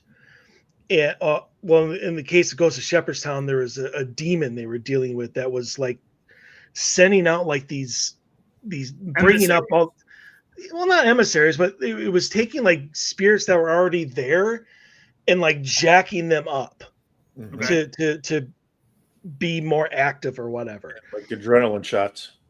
Exactly. And then in Ghost of Morgan City, there was like some sort of, I think it was not a plague, but there was some sort of sickness that killed a bunch of people. That would be a plague. Well, I mean, I don't want to go that intense, but there was like a sickness that I think ravaged the town or something along those lines. And all of these spirits were like acting out for, I can't even remember the reason why. But my question to you is, since you kind of even talked about it with the whole Curse of DeSoto, and do you think that the hauntings that people, especially like entire towns, when they have haunting all over the place and in like these smaller towns or even bigger like suburbs and stuff like that, do you think that they're more connected to a certain event or entity than we realize, because and we don't see it because there's so many paranormal teams now, and we all get different cases? Like since you go and do these legends and you're the one that goes from place to place to place to place, do you ever see, like DeSoto, them being all connected in a certain way? Yeah, and probably the best example of that are my two forest books, right? So I've got Dark Woods, which is about the Freetown State Forest. So talking about Lizzie Borden, like the town of Fall River used to be part of Freetown, which the Bridgewater Triangle is this huge area in Massachusetts. I always think of the Freetown, which is one of the apexes of it, the Freetown State Forest, as being an amplifier, like you were talking about earlier, and a magnet, right? and the Bridgewater Triangle itself drawing in so much more activity and then making everything within the triangle more active. And the Freetown State Forest being the best example of that, right? Serial killers finding their way there, people who are dumping bodies, more mental health disorder in that area, like all of that, all of this stuff that deals with energy and things like that. And then, of course, the Ocala National Forest. As soon as I get finished with you guys, I had to hop in the car and go up to the Ocala National Forest.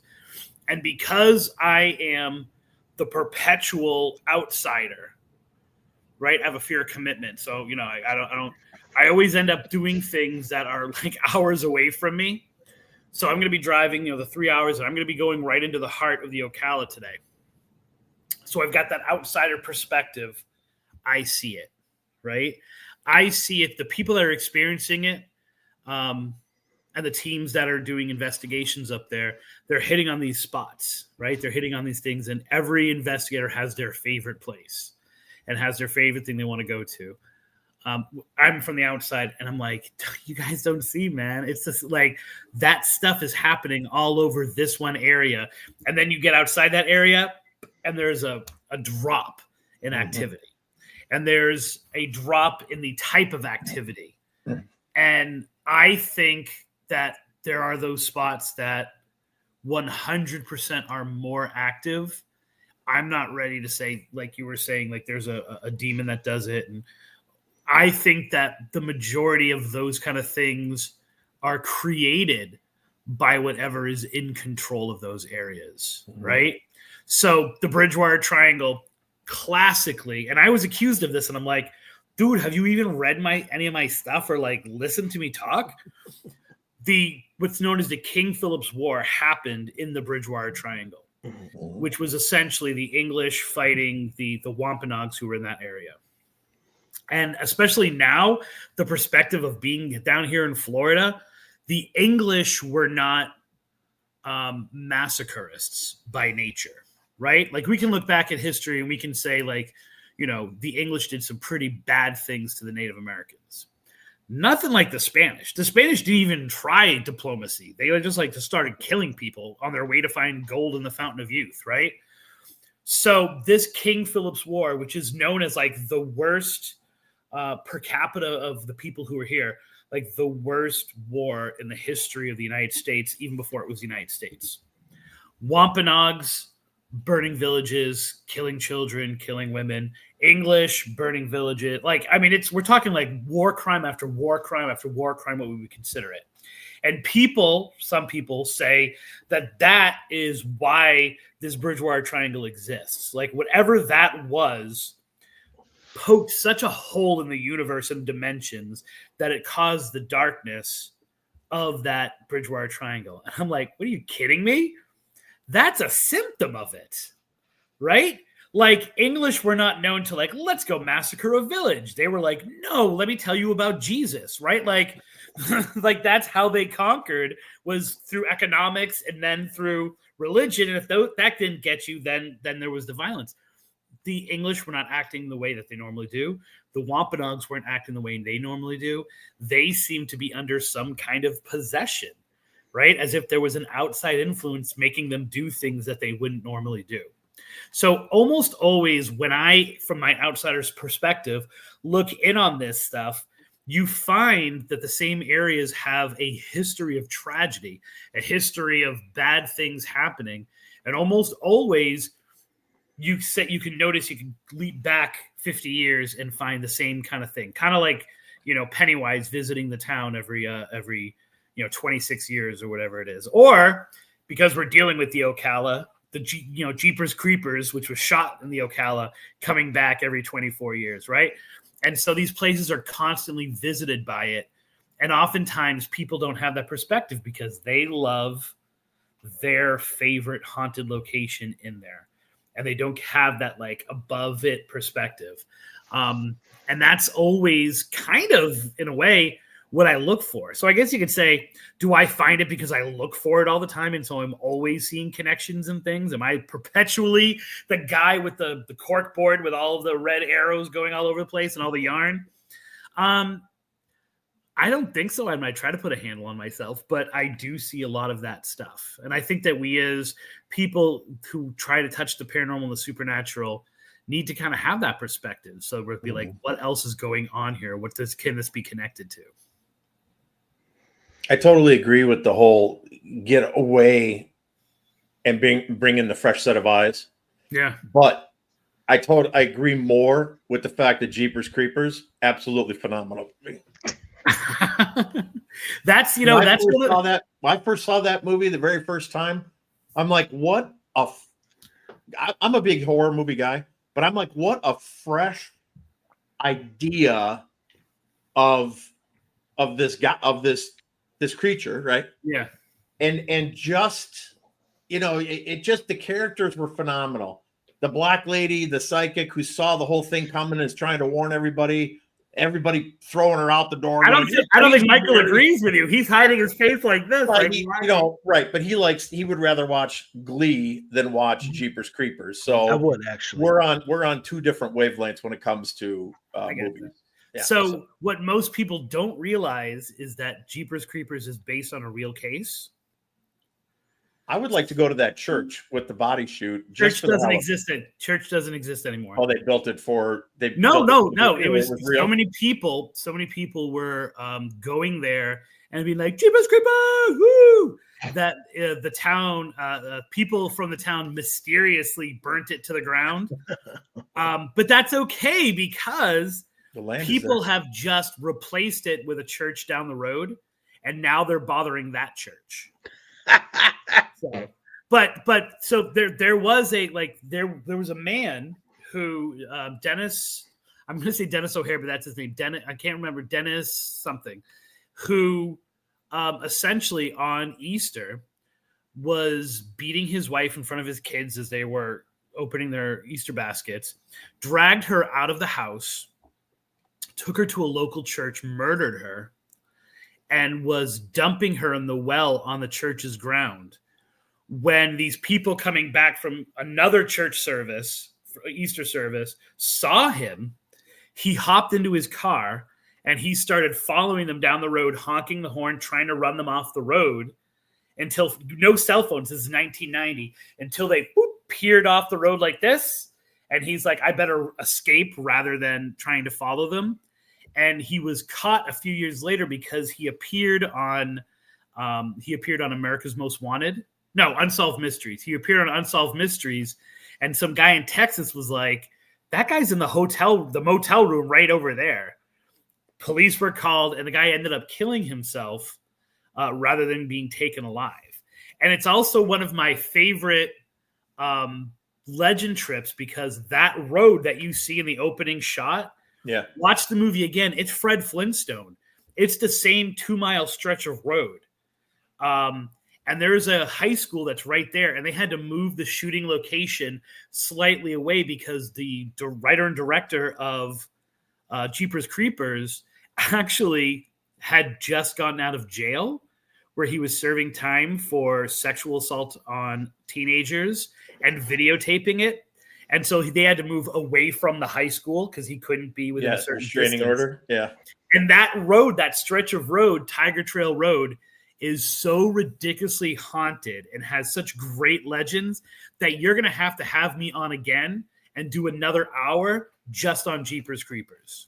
Sweet. I'm all over that. That might be forced to watch it. So he knows what we're talking about. It's honestly like, I know what you're talking about. You know what I'm talking about? I know Jeepers. I've actually only seen Jeepers Creepers 2, but I know the I saw Jeepers Creepers 2 before I saw Jeepers Creepers. So I didn't see Jeepers Creepers until I started researching the Ocala book and realized that road and most of those shooting locations were all right there, either in the forest or right near it, or in the town of Ocala. Gotcha. Okay, so less than 5 minutes left. So here's what I want you to do. Tell people where they can get your books. Okay. And then, or just contact you or whatever. Maybe they have a legend that maybe they want you to check out. And then let us know what's coming next for you. Cool. All right. So People can get my books on Amazon. If you're in Florida, some of my books can be bought at the finer Waffle Houses and CVS's in the area, but you can get them all on Amazon. But if you contact me via my website or social media, I can get you a signed copy and get you at a discount for it. So my Facebook is facebook.com/trippingonlegends. The website is trippingonlegends.com. I am on Instagram at Spooky Tripping, and then I do the TikTok at Tripping on Legends as well. So you can follow if you type in Christopher Balzano. In addition to maybe finding that weird Tinder picture that I talked about, you'll find it easy to contact me. I'm out there. So and there's not many people named Christopher Balzano that have a digital footprint. So there you go. What am I into next? So I have this Goliath of a story. Like I was just talking about the Withlacoochee and the Marion, Hernando County and Sumter County. That's my obsession. Like there's this one haunting of a swamp witch, which I'll get the book done. And, usually I'm so busy in like present mode that research mode kind of falls back, and writing mode unfortunately does too. I'm not writing another book. I'm not doing any other big projects like that until this book is done. And it is, if you were to go into my office, which is my bedroom, you would see something that looks like that conspiracy theory board, like, because all of these things are connected. And so it's not, I call it like, a ghost story interrupted by folklore, because it's me trying to communicate this one ghost story, the swamp witch, but I have to tell you 27 other stories so that you'll understand. So it's this kind of, not only is it a really good ghost story that hits on all these other good ghost stories, but it kind of talks about how we tell ghost stories and legends, and how legends drip into our ghost stories, and how our ghost stories help to build legends. And so it's this really complex book that I am going to finish this summer, or I am going to kill my children. I'm just kidding. I would not do that. Today I might, because you heard it live here. That was kind of extreme. No, like it's honestly, because if I don't finish it, it'll be because my children are aggravating me. No, it's such a huge undertaking. I want to do it the right way, and it's 100% all about voice and story and stuff. So it's intimidating to work on as well, but I love it and I want to do it. So title of the book obviously is going to be Swamp Witch Interrupted. It actually, Interrupted is in the title. I have a title for it. I'm trying to think of but it is like the Swamp Witch. It's like a ghost story interrupted by folklore. So yes, I do. When you see the title, I did not steal it from you, Mike. All right, I already had Interrupted in the title. I said that so you could you could steal it from me. Oh, okay, good, beautiful. Well, I don't need to. I already did it. So, well, it doesn't matter. All right, whatever. I'm still going to claim it. Just he's still putting a feather in his cap. I'll tell you what, I'll give you a free copy when it comes out. How about that? I would love that. And the scariest thing is, I know no one will publish it. Like, it's just not a ghost book that I think people who buy ghost books or would be into. They want like, So, and it's got that, but anyway. I'll do it myself if I have to. Somebody will publish it. Sure. But yeah. Well, that does it. All right, beautiful. And naturally, we did not get to any, everything that I wanted to talk with you about. So we'll obviously be bringing you back on. Take notes for the next time. So, I know what you want to talk about. And I will sign in more than 30 seconds before you guys go on air. Appreciate it. No problem. Well, I thank you for coming on, obviously, especially with such short notice. Thank you very much for having me. Absolutely. Always a pleasure. So Dave and I will be back next week. We are 3 weeks away from our 8th year anniversary. So we are planning that. And yeah, till then, stay healthy, stay safe. We want to see you back here. Everyone have a great rest of the weekend.